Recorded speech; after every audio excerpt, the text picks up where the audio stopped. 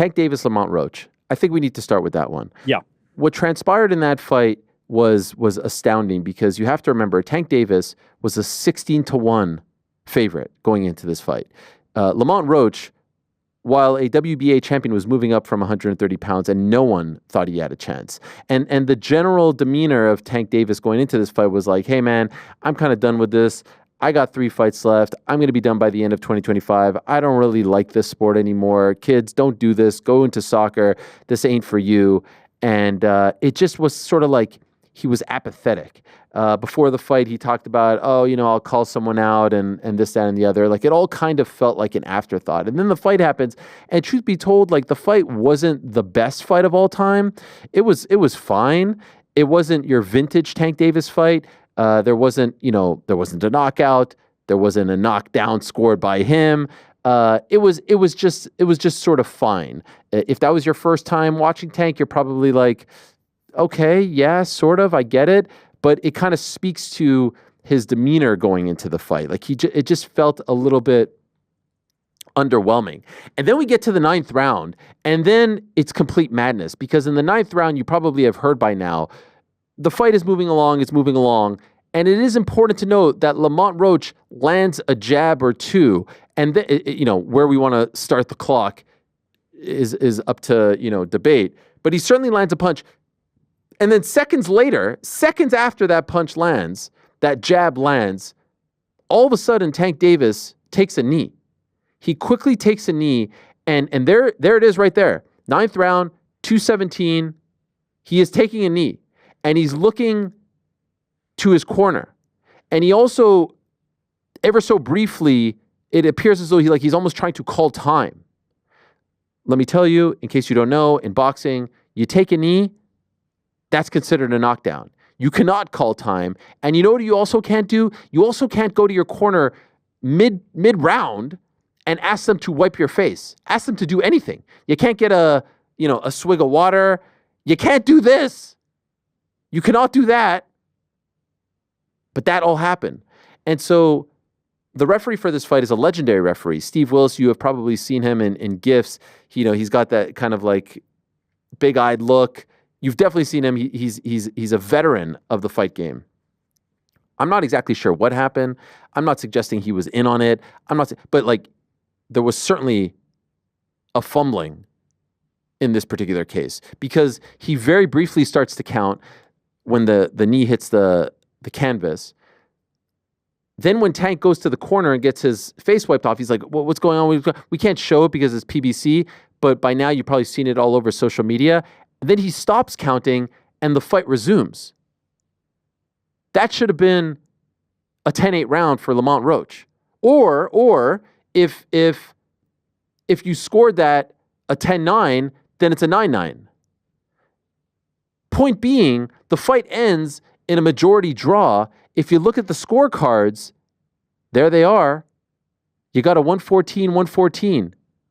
You got another 114-114. And in the middle, you got a 115-113. Had they scored that round, or scored the knockdown, I should say, all of a sudden that 114-114 is 114-113 for Lamont Roach. All of a sudden that second one, Steve Weisfeld, one of the best judges in the sport, is another 114-113. And all of a sudden that middle one is a 113-114. But all of a sudden now you're going to from a majority draw to a split decision win for Lamont Roach. He was robbed.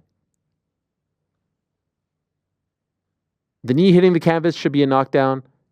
The face getting wiped should be a DQ. They didn't use replay, apparently. And we're going to talk to Keith Eidig about all of this, but there is replay in New York.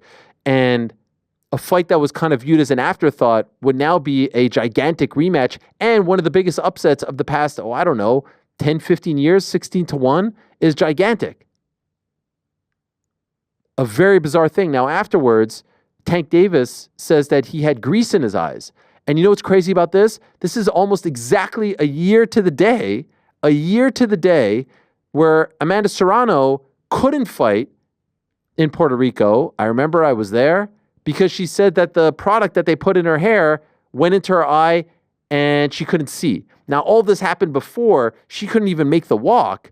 Tank made the walk, And apparently there's an account out there of someone who claims to be the person who worked on his hair, who said that since she did his hair, he worked out, he weighed in, he lost weight, blah, blah, blah, blah, blah, blah, and nothing happened of the sort. Now, all of a sudden in the 9th round, he's saying that his eye is on fire and he can't see. I don't know if it bothered him. He didn't say if it bothered him afterwards, but it seemed to have bothered him right in that moment. And then he gets his face wiped down and whatnot. The knee hitting the canvas is so important. I remember watching Floyd Mayweather versus Shane Mosley, and we had never seen Floyd's knee hit the canvas, and it seemed like ever so slightly it was about to hit. And why was that important? Because it would have been ruled a knockdown. It would have been the first time in his career that someone would have scored a knockdown based off of a punch. It didn't happen because he missed it by that much. These things are important. And so for this to just be kind of wiped off, I don't know what happens, because let's be honest, appeals very rarely work in combat sports. Sometimes there's a little bit more there's a little bit more success in boxing, but we all know, we've been doing this for a long time, we've been watching for a long time. They are almost impossible to win. Lamont Roach has an incredible case here. Now, today they've been going back and forth on social media. In the immediate aftermath, Tank Davis said he was going to call someone out, and now he doesn't know if he's going to call them out anymore. Well, he never actually called anyone out. He also said that this may have added a few more fights to his, to his career, that maybe he's not going to retire after all. All right, fine. When pressed if that person he was calling out was Shakur Stevenson, he said no. He said the person that he was going to call out was in attendance and in his locker room. Is it possible that he was referring to Jake Paul, who was in attendance and in his locker room, and who all of a sudden on Saturday was tweeting a whole bunch of stuff towards Tank Davis? Is it possible? I'm not sure. Can he possibly do that? Can he possibly take that fight when there's a 60-pound weight difference between the two of them? I don't know. But he's been going back and forth with Lamont Roach all day today and said, essentially, I'm pushing for the rematch. And then Lamont weighed in and said, fuck you mean pushing for a rematch? My contract already signed and set for the immediate rematch because you put that in there just in case you lost. Only reason we don't fight is because you scared. And then, I think there's more. Is there not? Okay, that's it. Well, there is a bunch. You can see it on their thing. PT, what do you make of this? That should be a knockdown, right? Absolutely. It's crazy. You know what's weird? The thing we cannot show here, the Willis interaction, the referee, I'm pretty sure he says to him afterwards, like, when your knee hits the ground, it's supposed to be a knockdown. Yes. You're the dude that's enforcing this. You know, how like, it's got to be something to do with Gervonta's status. You know, he's one of the big draws in the sport. He obviously means a lot to this promotion. But you're right in what you're saying about Davis, and that he seemed completely stripped of aura. Everything that we usually expect from this guy. You're on tender hooks watching this guy fight because he can finish a fight at any given time. He just did not seem like that guy all week, as you said. Did not seem like that guy in the ring. Absolutely bizarre moment. And I think the biggest issue for me is the referee seems to know that he should have counted that as a knockdown. Very poor for Roach and his team. I'm sure they're absolutely livid about it. And in addition to that, how does he let him go and get his face wiped off in the middle of the round? Like, imagine someone gets punched in the middle of a fight, and then all of a sudden says, like, oh, I just need like a quick little like ice on there, like real quick. Hold up. Reminds me of Greg Hardy and the inhaler. Do you remember he taking the inhaler and he's like, yeah, it's fine. And they're like, oh, okay. And that was between rounds. This guy's walking over mid-round after getting punched and taking a knee. Wild. Absolutely wild. Now, we don't know. Look, there might have been something in his eye. That's the thing. But still, you can't do that. You know what I mean? Like, do you remember there was once a fight where Paulie Malignaggi got his hair cut in the middle of a round? We've seen this before. He wasn't getting a haircut in the middle of the round. He did it in between rounds. You can't just do that in the middle of an exchange. And so Taylor Cameron as well, right? She had to get her hair sorted out. Remember the braids kept coming out? You had to get that sorted between rounds. Absolute madness there. And so I think that they should run. Well, first of all, Lamont Roach needs to file an appeal with New York and the WBA, because this was a WBA title fight.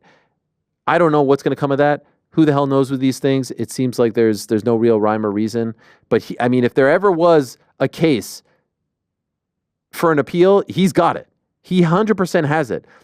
He's also, unfortunately, probably been robbed of millions of dollars because if he wins that fight, the rematch is even bigger. Now, to his point, there's a rematch clause that Gervonta and his team put in case he would have lost, and now all of a sudden he can exercise it. Now, let's see what Gervonta does, but this has to be the way to go. Like, with all due respect to Shakur Stevenson, with all due respect to Keyshawn Davis, or whomever he was going to call out, anything other than going this route feels like a massive, massive disappointment and somewhat of a stain on Tank's legacy. Do you agree, New York Rick?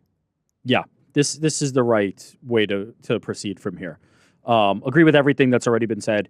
Cannot do that. Should have been penalized.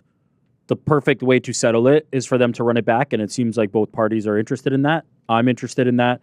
But you cannot help but feel, regardless of the result of the second fight, that Roach got hard done here. That this would have been life-changing for him, and it's unfortunate that it played this way. It's the most obvious 10-8, like it's the most obvious fighter took a knee, we score that a knockdown that I've seen, and I can't recall another example of somebody not having a 10-8 scored when they took a knee, but yeah, I can't. The only takeaway for me is not Gervonta's performance, not whether he did or did not have anything in his eye. Roach got hard done.